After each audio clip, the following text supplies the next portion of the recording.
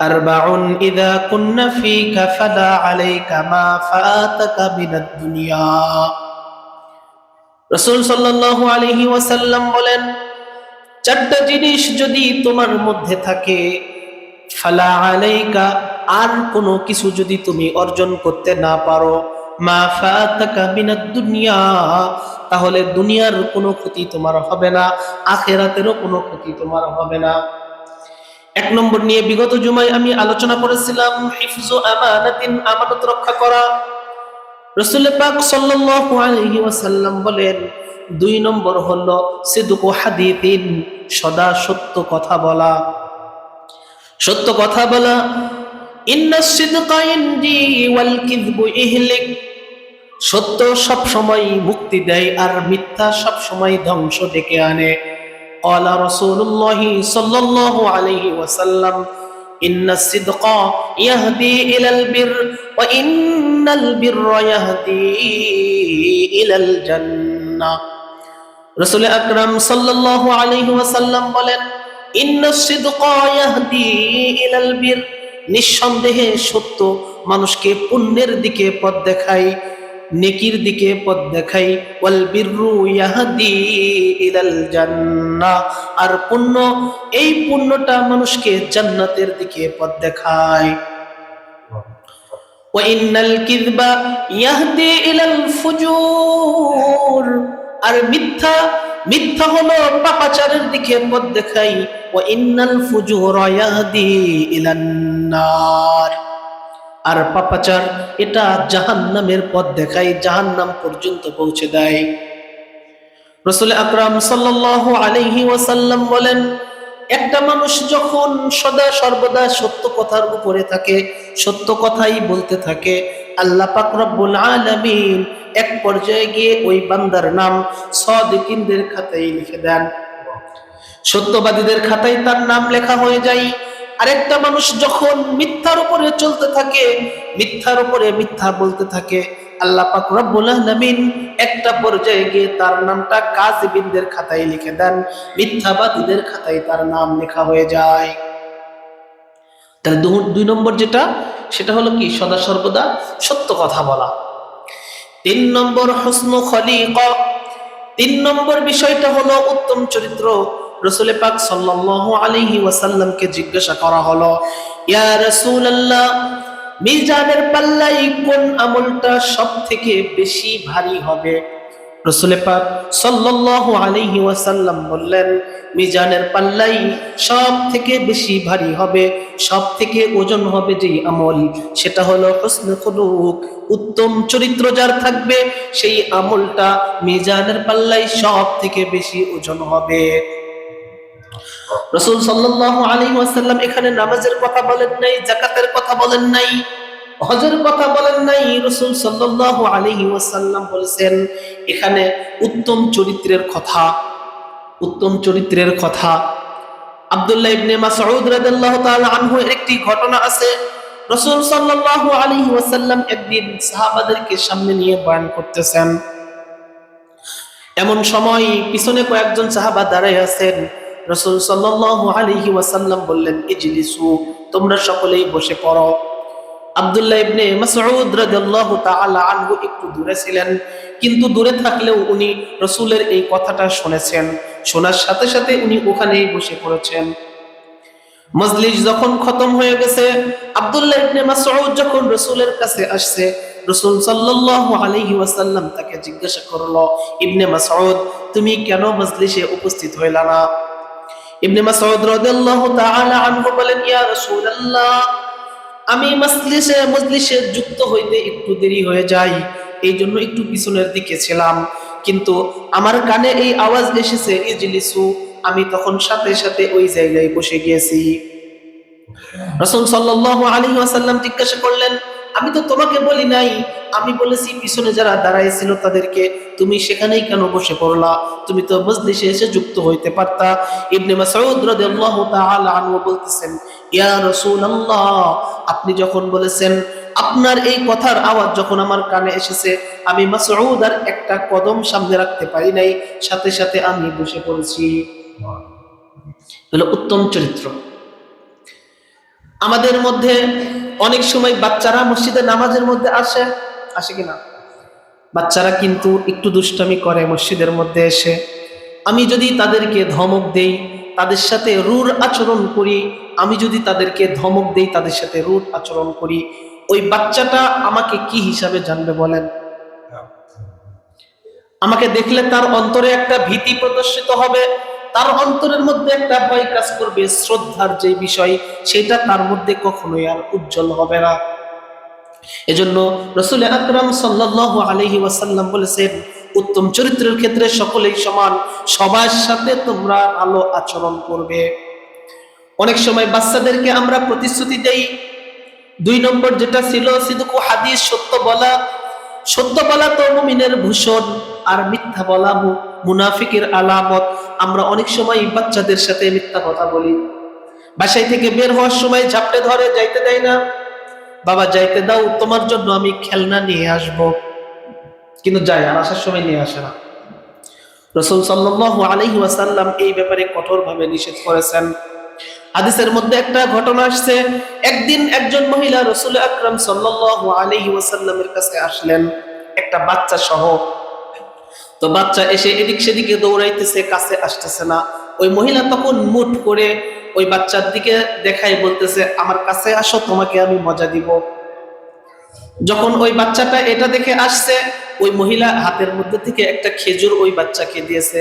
তখন রাসূল সাল্লাল্লাহু আলাইহি ওয়াসাল্লাম বলতেছেন, তুমি যদি ওই খেজুরটা ওই বাচ্চাকে না দিতা, তাহলে নিশ্চয়ই তুমি কাযিবিনদের অন্তর্ভুক্ত হয়ে যাইতা, তুমি মিথ্যাবাদীদের অন্তর্ভুক্ত হয়ে যাইতা।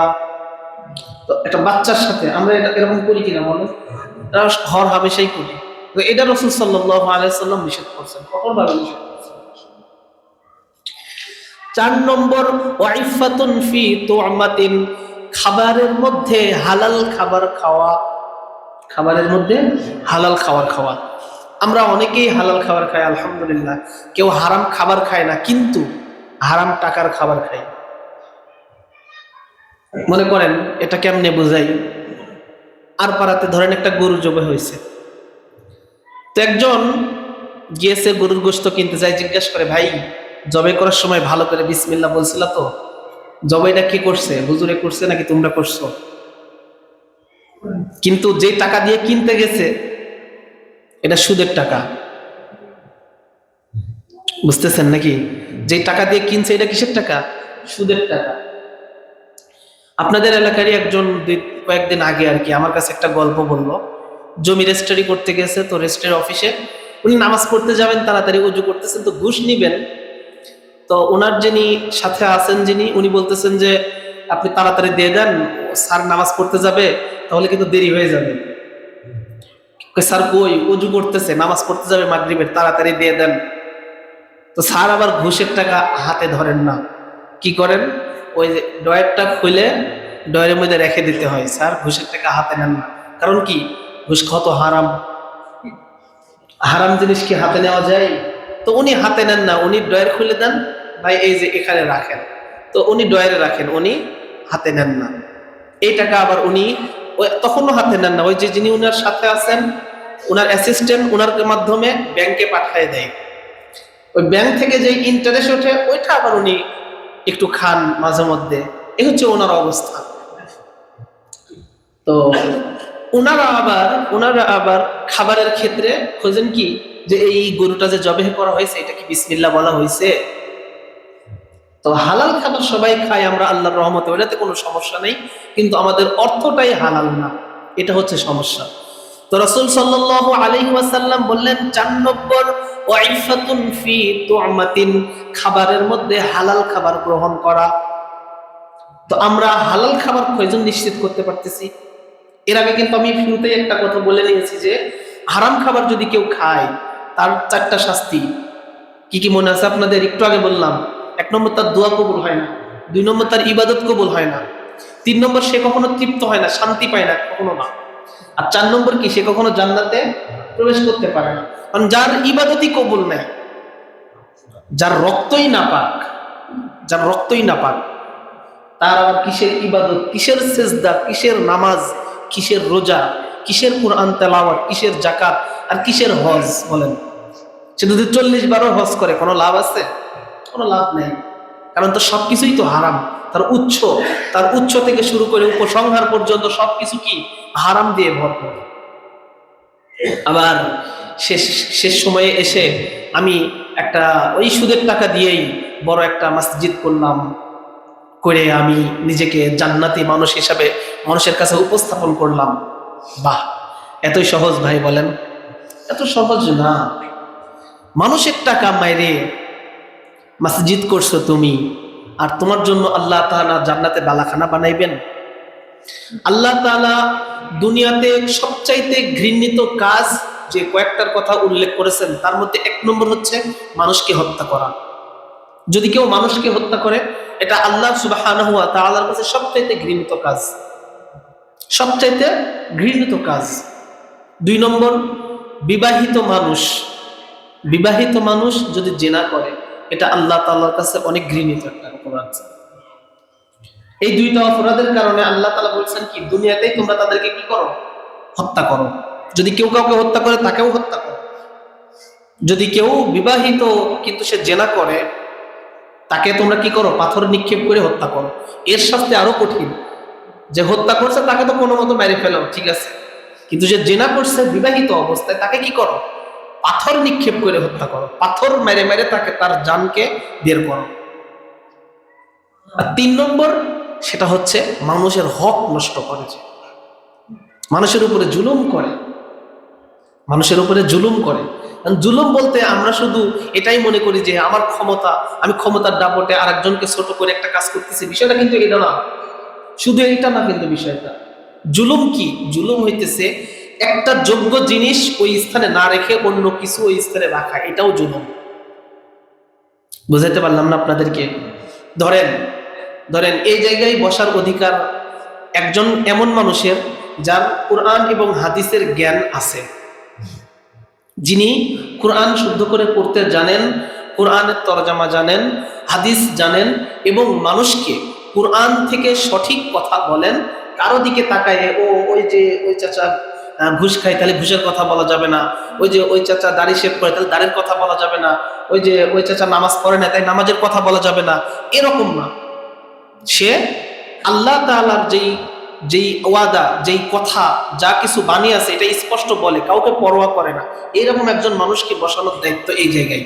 এখন আমি এমন একজনকে বসাইলাম যার মধ্যে কোরআন হাদিসের কোনো জ্ঞান নাই, অথবা জ্ঞান থাকলেও সে মানুষের দিকে তাকায় কথা বলে, যে কে কি মনে করবে, অমুকে এটা মনে করবে, সেই মনে করবে, এই সেই ইত্যাদি। তো এটা মনে করে সে কথা বলবে না, এটাও জুলুম। এটা কি? এটা জুলুম। এবং এই জুলুমটা পুরো এলাকাবাসীর উপরে জুলুম। আমরা তো কিছুই মনে করতেছি না। আমরা মনে করতেছি আরে এটা কোনো বিষয় হলো নাকি, আমি এই জায়গার দায়িত্বে আছি, মানে আমি যাকে ইচ্ছা তাকে রাখবো, যা ইচ্ছা তাই করব। আমি কি হুজুরের কথা মতো চলবো, নাকি হুজুর আমার কথা মতো চলবে? হুজুরকে আমি বেতন দেই, নাকি হুজুর আমাকে দেয়? কথা বলেন না দেখি আপনারা। আমি তো আর এই আমাদের মসজিদের কথা বলতেছি না, আমি সমগ্র বিষয়টাকে বোঝানোর জন্য বলতেছি। আপনারা কথা বলতে ভয় পাচ্ছেন কেন? মানে অনেকেই মনে করে এরকম যে হুজুরে আমি বেতন দেই। হুজুর কি আপনাদের দেয় বেতন? তাহলে কি হুজুর আমার কথা মতো চলবে? হুজুরের কথা আমি কেন শুনবো, কেন মানবো? এরকম না বিষয়টা? এটা স্পষ্ট জুলুম। এরপরে দেখেন, অনেক মানুষ একটু যদি সিনিয়র হয়, মানে ক্ষমতার দিক দিয়ে সিনিয়র, জুমার নামাজে আসবে সবার শেষে, সবার ঘাড়ের উপর দিয়ে পা দিয়ে দিয়ে আসবে সামনে। জুলুম। আয-যুলমু যুলুমাতুন ইয়াউমাল কিয়ামা।